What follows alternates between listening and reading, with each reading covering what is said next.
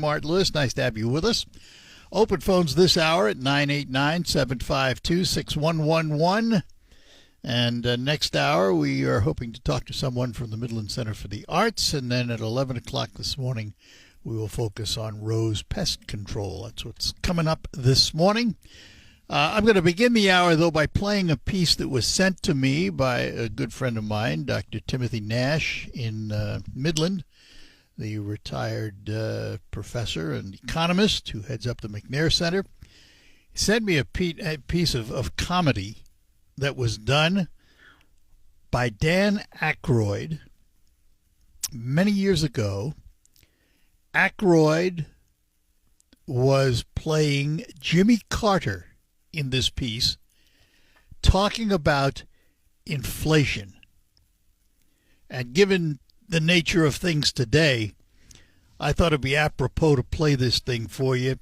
It's only it's a short piece, like a minute and a half or something like that, but it's it's priceless.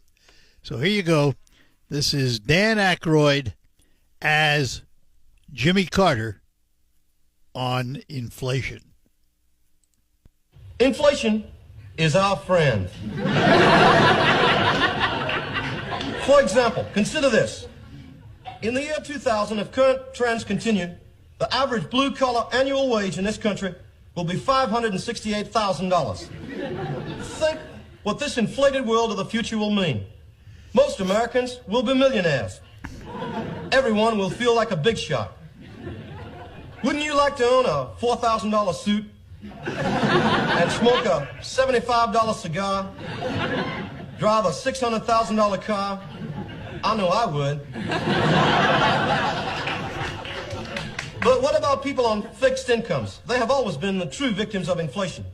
That's why I will present to Congress the Inflation Maintenance Program, whereby the U.S. Treasury will make up any inflation-caused losses through direct tax rebates to the public in cash. Now you may say, won't that cost a lot of money? Won't that increase the deficit?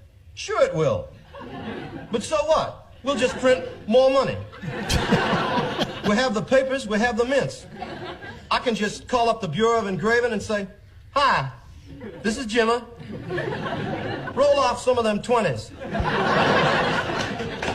Print up a couple of thousand sheets of those century notes. Sure, the glut of dollars will cause even more inflation, but who cares? Everybody will be a millionaire. Dan Aykroyd as Jimmy Carter talking about inflation way back when. I mean, that was in the probably late 80s, 90s, and it was a timely piece at the time. Funny material. Anyhow, lots going on today. Everybody in the world is waiting for the white smoke. There's been 3 black smokes emanating from the Sistine Chapel, so no pope yet chosen. But a lot of people are speculating today might be the day, that they may come to terms sooner than later. Time will tell. You know, it's one of those things you can try and outguess them, but you don't have anything to base it on. It is such a secretive, clandestine kind of meeting. Nobody really knows. And a lot of people like to speculate, and there's been the list of potential popes, the ones that everybody thinks will be chosen. It will be interesting to see if any of them actually do get chosen. So that continues. The watch for the white smoke continues. I want to take a moment to talk about the Detroit Tigers and A.J. Hinch, the manager of the Tigers. Yesterday, he racked up his 900th career win. A problem with that was he used 4 relief pitchers over 6.5 innings to secure the victory. The problem with that, but it's a problem that Colorado will also have, is today they have a doubleheader to make up for a game that was missed on Tuesday. So today, starting at 2:15, I think, if I'm not mistaken, they will begin a regular doubleheader. They'll play one game, and there'll be a short pause between them, and they'll play the second game, like doubleheaders used to be. So we congratulate A.J. Hinch. I mean, he is a unique manager. He really puts his players in a position to succeed. He's not afraid to take chances. And Riley Green described him as he's playing chess while everyone else is playing checkers. And they love him on the team. I mean, they absolutely love him. He pushes all the right buttons. In a way, I mean, a very different personality. But in the way, he reminds me of the Lions coach, who is not afraid to take chances on the field and motivate his players. But, watching him work the player board is amazing, really. He just makes the right moves at the right time. Nice to have. Great to have somebody like that on your team, running your team. All right, and by the way, lines are open for you, 989-752-6111. As you know, it's been in the news. Real ID is now required if you want to fly in the United States, or an alternate form of acceptable identification like a passport, permanent resident card, and something else. There are 5 states that offer you an alternative. And one of those states happens to be Michigan, because Michigan has issued enhanced driver's licenses and enhanced ID cards. And the Department of Homeland Security accepts them as real ID alternatives. So if you have an enhanced driving license in Michigan and you don't have real ID, you can still fly because your license as an enhanced license is accepted by Homeland Security. One of only 5 states to have that. The other 4 states are Minnesota, New York, Vermont, and Washington. Of course, the reason Michigan has it is because it allowed easier transition at the border between the U.S. and Canada. And the enhanced license was accepted as a method of crossing the border. All right, we're going to take a pause, and then when we come back, we will start with calls. We'll talk to Billy in Freeland when we return, but I'm going to take a moment to talk about my friends at McDonald Ford. And I want to start out with some congratulations, because last night at Kathleen's in Freeland, Tom McDonald Jr., the owner of McDonald Ford in Freeland, along with his son Tommy III, received a very special award from the Federal Aviation Administration, the FAA. Tom has been a pilot for many, many years. And yesterday he was honored with the Wright Brothers Award for aviation, having logged over 50 years of safe flying with no certifications against from the FAA or anything of that nature. They gave him a very special award as a master aviator, and gathering of many of his family members and stuff, and I was privileged to be there to see it. So congratulations to Tom Jr. on being a master aviator, the award presented by the Federal Aviation Administration to him last night. Now, McDonald Ford in Freeland has automobiles you'll be interested in because they're, for the most part, tariff-free. And remember that Ford is offering employee pricing for everyone. That means you pay the same price as a Ford employee. In addition, if you're a Chrysler import buyer, you can consider a Ford and receive the lowest price offered. Chevy truck buyers can now look at the Ford F-150 at employee pricing. So you see, now's the right time to visit McDonald Ford, M47 in Freeland, for the best selection and lowest possible price. Don't let tariffs prevent you from getting the vehicle of your choice at a price you can afford. Visit McDonald Ford in Freeland today. Remember, tariff-free and employee pricing for everyone, and that employee pricing has been extended now through July 6th. We're proud to make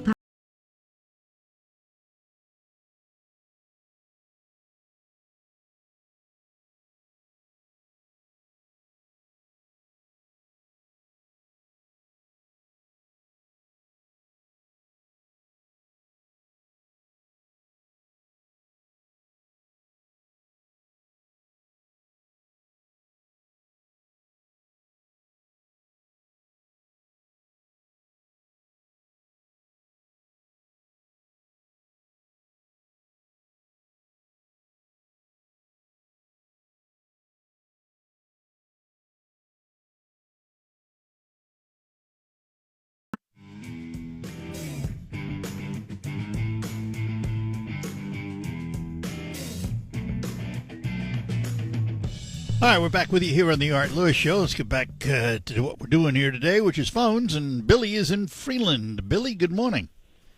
Hi, good morning, Art. Morning. I just wanted to chime in on the signal distance story you guys were talking about today. Yeah. I have a place up in Hawks, Michigan, which is in Presque Isle County, between Hillman and Rogers City. Okay. And sometimes on my way up, when I'm listening to WSGW, listening to the Tigers usually, I can sit in my driveway and continue to get the game. Good. It's about 150 miles, so Yeah. It's funny the way that works, because our pattern, we have a broadcast pattern on the AM, and it looks like, if you put it on a map, it would overlook Michigan like a clover leaf. And where you are is at an extreme right side of one of the lobes. And so you just happen to, depending on the atmosphere, you can get it or you can't get it, Yeah, hold your mouth right. Yeah. Yep, I enjoy it, and I always hate to drive away from it, but every once in a while. Well, we appreciate your loyalty. Sure. Billy, Thanks, Art. thanks. Take care. Bye-bye now. Mm-hmm. And let's talk to Al in Bay City. Al, good morning. Morning, Arthur. I just wanted to call and congratulate Kevin Cole. I was fortunate to see the performance of Oklahoma last week at the Bay City Players, and how fortunate we are to have a talent like him in this area. World class. He really is outstanding. Yep, absolutely. So I just want to say thanks for a great performance of Oklahoma by Kevin Cole. Yeah, but he will appreciate that. He's a world-class talent. He performs all over the world, yet he comes home and gives back to his hometown. In fact, Arthur, there's so much good talent in this area. You just wonder why we have to go outside the area, because we have so many good actors and actresses and players in this area. We really are fortunate. Well, we are. Absolutely. Yeah. Absolutely. Kevin among them, Brian Darcy James. There's a bunch. If I start naming them, I'm going to have omissions, and I don't want to do that. So, but you're right. There are a ton of talented people in this area, and anytime you want to see them, all you have to do is go to. Anytime you want to see him, all you have to do is go to one of the symphonies or one of the theater plays or productions, choral societies. We have tons of talent in this area, no doubt about it. Yes. So, all right. Congratulations to him. Great. Thanks. Take care. Okay. Bye-bye. That is true, though. We have produced some phenomenal talent out of this area, and it's always wonderful to go to one of the concerts or shows and things of that nature, and be able to watch these talented people perform, and not just around here, some on Broadway, others in the movies. We've had no lack of talent. They are still awaiting another smoke signal from the Vatican conclave. I've had 3, I think. They've been black smoke. And I had looked at a list of how long it has taken to pick a pope in the past. The ETWN network has been broadcasting constantly on cable and on stream. And they put up a list, and I got to find it now, because it gives you an idea of how long it's taken to actually pick a pope. And guess what? I think it's gone now. Oh well. But it's run from 14 votes to 2 votes over the last 10 Pope selections. So it's going to be interesting to see how it goes. You need a 2/3 vote of the College of Cardinals, of which there are now 135 qualified electors. You qualify by being a cardinal and being under the age of 80. So the watch goes on. Everybody standing around watching a smokestack. It sounds funny, but yet it is so serious, and it is so much history, and it will just continue until somebody's selected, and then we will have nonstop coverage of the new pope for a while. I remember when Francis was selected as pope, and we saw him traveling around the world. He went back to his Argentina. Who can forget his cars driving through the massive crowd, running right next to the car, touching the car? It was a mob scene to see their new pope. First time from Latin America, first time from Argentina. So it was pretty interesting to watch.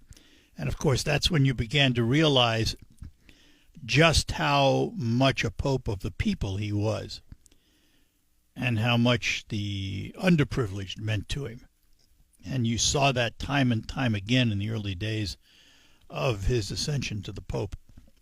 So we'll see what the new Pope is like. You know, Pope Francis certainly more to the liberal side. And there is a pretty wide chasm in the church between the liberal side and the conservative side. And many of the popes have been on the conservative side. Francis came along and moved things farther to the left. It will be interesting now to see if these cardinals move it back or not. And it is also interesting that the majority of these 135 electors were appointed cardinals, elevated to the position of cardinals by this pope. So we'll see. All right, we're going to take a break, and lines are open for you, 989-752-6111. Claw your way to cash and prizes. It still is. Right. Because on mine, I imagine you can go to the Secretary of State. Oh, they can tell you right away, yeah. I mean, they can look at it. You might be able to. The website. I'll tell you what. You might be able to go online to the Secretary of State's office and go on to their SOS website for drivers and look up your license, and you may be able to find it out online, because you can look up your driving record and all that stuff. I think it costs money to get your driving record, but it doesn't. I don't think it costs anything to check that. But Jonathan, you have some insight on all of that. I think I have the answer. So Real ID, there's a little circle with a star Real ID, in you it. get the star, yeah. Yep. I've got that. The enhanced driver's license has the silhouette of the state of Michigan with the star in it. Oh, is that right? Yes. Oh, okay. Well, there you go. So if you don't have either of those, you don't have an enhanced license. Well, I don't, and it's actually, but it's been a while since I've been on an airplane, and that's actually okay with me. You know. Well, here's the thing. You know, it's sort of like insurance. You don't know if you're ever going to need it, but when you do, you'll need it. Unless you have a passport that you can take with you or something else that's acceptable. And if you don't have a passport and you don't have real ID and you don't want to take your birth certificate, it's going to be, you're going to have to face some delays. Yeah, well, like I said, if I don't ever have to get on an airplane again in my life, that would be okay with me. Well, it's that's great until you have to, and then you have to, so what are you going to do? I know, but Art, I remember when I was younger and you get on an airplane, the men were wearing like a coat and a tie. Oh, the yeah. Women were wearing dresses. Let me take that a step further. Now you get on an airplane, and it's more like a Greyhound bus. Well, let me take it a step further to tell you the difference. When I was a little kid, 7, 8, 9, 10 years old, and my dad would take me down to Madison Square Garden to go to a hockey game, the men were in suits and ties. The women were in fancy dresses with their boas and furs and all that stuff at a hockey game. That's the way you dressed to go to a hockey game. Yes. When we went to Kansas City, on the train, my parents dressed me in my little suit and tie because that's the way you were when you got on the train. And I went, oh, wow. I'm picturing that in my mind right now. Yeah, so am I. It scares me. All right. Well, yeah, but now, everything with flying now, not just the ID, but, the waiting in line and waiting to get on the plane, waiting to take off. Well, let me tell you how to get around that. You fly out of Saginaw. The lines don't exist. It takes you very few minutes to make it through TSA, and you have choices as to when you want to go. And the prices have come down now. It really is economical to fly out of Saginaw. In case you ever try and fly again. All right, okay. I got to run. That's what I'll do. All right, Carl. Okay. Have a good one. Bye-bye. And let's talk to Charlie in Bay City before we take another break here. Charlie, good morning. Good morning, Art. I have a possible selection for Tom Sullivan's time spot. Yeah. And I don't know if it's possible, but what about Bill O'Reilly? Does he have a? He's not doing it. National. He's not doing it. He at one time, Bill did have a 3-hour radio show. He got out of it, and he hasn't started it up again. He does some podcasting, and he does stuff like that, and he does the segments that you hear, but he's not doing a long-form radio show right now. Not a bad idea, but he's not doing it. Yeah, he would be good if he would do it. All right. One other thing, while some people are waiting for the white smoke, that's a 2/3 majority. 2/3 of the voting electors, yes, and there's 135 of them. So, isn't that actually minority rule at times? How so? Takes a majority, 2/3, to vote for in the affirmative. So that's not it's minority rule. I mean, the minority, if you have over 1/3 who disagree, they can stall it out, but they can't get their selection. No. So they can reject. Well, yeah, they can reject, but eventually somebody has to give in. Eventually, they do. Well, in the meantime, it's minority rule. Well, no, because there's no decision made. In order to rule, you have to win. Is not to make a decision. Well, but that's not a rule. That's normal negotiations. Okay, I mean, in the end, you have to have 2/3 voting affirmative. That's what counts. Yeah. I mean, it's like Congress. They stall and delay and do all kinds of things, but eventually they vote.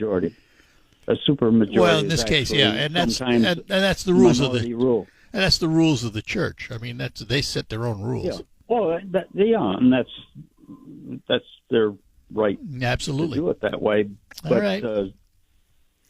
I think it's minority rules at Well, times. you can look at it that way. All right, Charlie, I got to run. Take care. Thanks. Okay. Bye-bye Thank now. you. We'll be back with more after these notes. April showers bring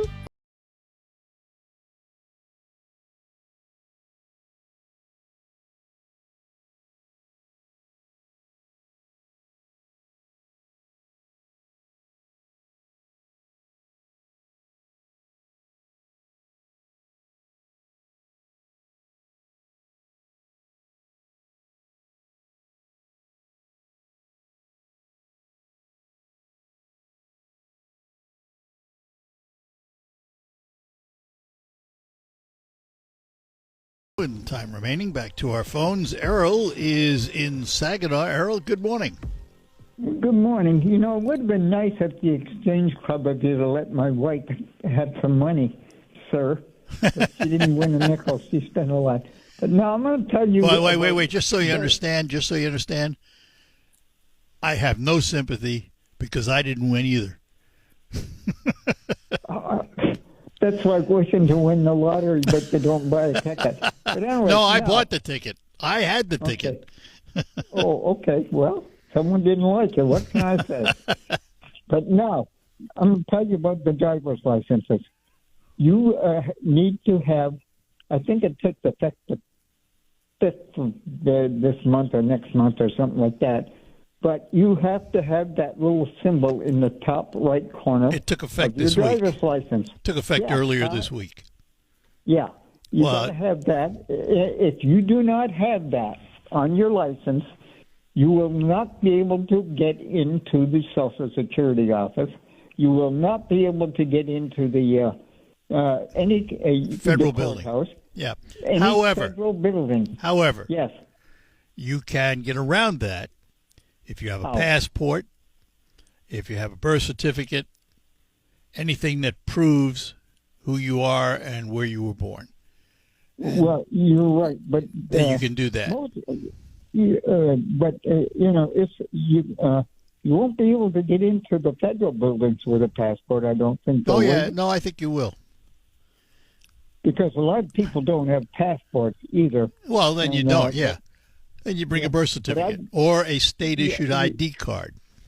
Yeah, because I just went through this whole rigmarole, and it cost you a few bucks. But the library, the Secretary of State's office is open till 9 o'clock at night because of all the stuff going Right. on with it. Right. And once you get it, you can do anything you want. And it was an interesting proposition to be able to do that.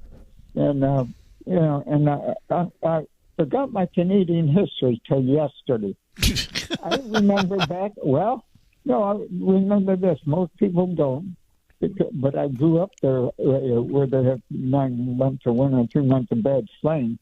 Quebec at one time in 1917 decided to leave Canada because they weren't treating the French very good. Mm-hmm. Well, they tried that, and it was the federal courts wouldn't let them leave. But I heard in the last couple of days, Alberta told Ottawa, we send you billions and billions and billions of dollars, and we don't get a nickel back in return. So they have. Well, they got all the oil money. Yeah, they have thought about seeing if they could join the U.S., believe it or not. There's been talk over the years about the western provinces joining the United States. There's talk about the Maritimes that wanted to join the United States. There were votes about Quebec seceding from Canada. And, it's a lot of talk. Well, see, I grew up where the French, by the English population of Canada, are not called French. They're called Francophones. Because if 2 of them in a room full of English-speaking people, they will talk French. Yep. And so that's where they got the name Francophones. Well, I'll give you, and that, before I let you go here, I'll give you a quick story.